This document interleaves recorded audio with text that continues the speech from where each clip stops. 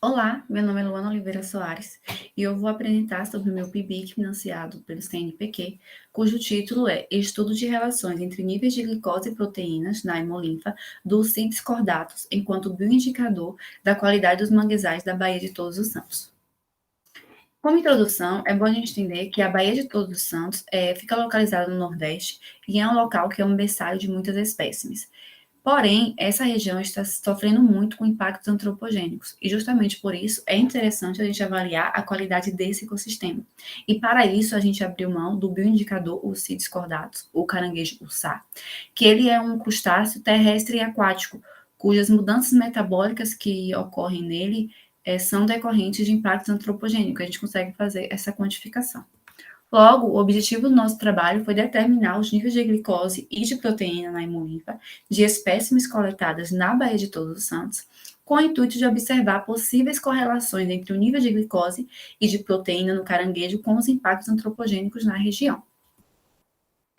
A metodologia, o local de realização da coleta foi a Baía de Todos os Santos, em 6 áreas com diferentes níveis de impacto ambiental, cujos crustáceos foram coletados através de catadores experientes pela técnica de braceado, posteriormente trazidos para o laboratório do Centro de Ciências da Saúde, onde foram acondicionados e identificados corretamente, e realizamos a extração da hemolimpa através de seringas de insulina, bem na membrana artroidal, e colocamos em ependófise, que continham citrato de sódio a 10%, que é um anticoagulante. Posteriormente, nós colocamos eles a temperatura de menos 30 graus Celsius para a posterior avaliação.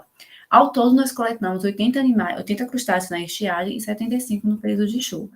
Essa tabela aqui, essa tabela ela mostra para a gente um dos nossos resultados, que são os parâmetros de hemolimpa em cada ponto de coleta no período de estiagem.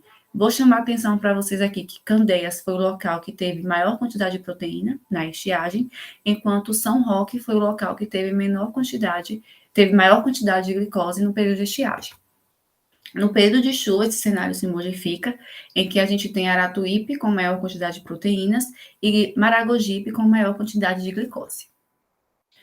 No período de estiagem, a média dos níveis de glicose e proteína foram maiores quando comparado com os períodos de chuva, como vocês podem ver nessa tabela 3, que tem a média de glicose e de proteína.